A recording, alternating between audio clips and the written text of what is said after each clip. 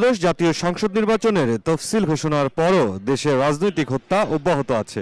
বিশেষ করে রাজধানীতে ইনকিলাব মঞ্চের মুখপাত্র ওসমান হাদি আর স্বেচ্ছাসেবক দলের নেতা মুসাব্বিরকে হত্যার ঘটনায় উদ্বিগ্ন রাজনৈতিক দলগুলো।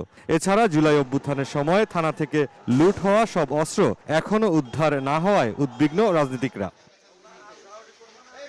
সোমবার সকালে ঠাকুরগাঁও সদর উপজেলার কালীবাড়ি এলাকার নেতাকর্মীদের সঙ্গে মতবিনিময় করেন বিএনপি মহাসচিব মির্জা ফখরুল ইসলাম আলমগীর। পরে সাংবাদিকদের সঙ্গে আলাপে দেশের আইন শৃঙ্খলা পরিস্থিতি নিয়ে উদ্বেগ জানান তিনি। সরকারের একটা ব্যর্থতাই বলবো যে তারা অস্ত্র উদ্ধার করতে পারেনি এবং এখন পর্যন্ত আইন শৃঙ্খলা পরিস্থিতি সেই রকম একটা উন্নত হয়েছে বলে আমার কাছে মনে হয় না। তবে আমি আশাবাদী, আমি মনে করি যে নির্বাচন চলাকালীন সবাই সেটা ইমপ্রুভ করবে আরও এবং একটা ভালো অবস্থায় আসবে।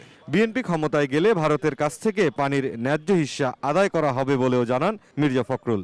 পদ্মা এবং অভিন্ন নদী যতগুলো আছে সেগুলো সবগুলোর ব্যাপারেই আমরা ভারতের সঙ্গে আমরা এনগেজ করব এবং তাদের কাছ থেকে পানি হিস্সা আদায় করব। এদিন জাতীয় প্রেস ক্লাবে দোয়া মাহফিল ও শোক সভায় বিএনপির স্থায়ী কমিটির সদস্য সেলিমা রহমান বলেন, বেগম জিয়ার প্রেরণায় বিএনপি চেয়ারম্যান তারেক রহমান দলকে নেতৃত্ব দিয়ে সামনের দিকে এগিয়ে নেবেন। বেগম জিয়া চিরদিন অম্লান হয়ে চলুক আমাদের মধ্যে, উজ্জ্বল শিখা হয়ে।